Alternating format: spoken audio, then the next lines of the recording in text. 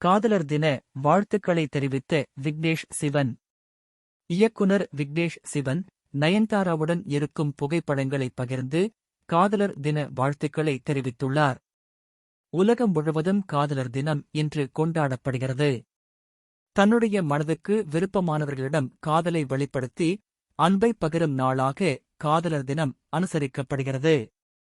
பிப்ரவரி 7ஆம் தேதி தொடங்கி 14ஆம் தேதி வரை ஒரு வாரம் காதலர் தின வாரமாகவும் கடைபிடிக்கப்படுகிறது. ரோஸ் டே, ப்ரொபோஸ் டே, சாக்லேட் டே, டெட்டி டே, பிராமிஸ் டே, ஹக் டே, கிஸ் டே, வாலண்டைன்ஸ் டே என 7 நாட்களுக்கு 7 விதவிதமான தினங்களை காதலர்கள் கொண்டாடி மகிழ்கின்றனர்.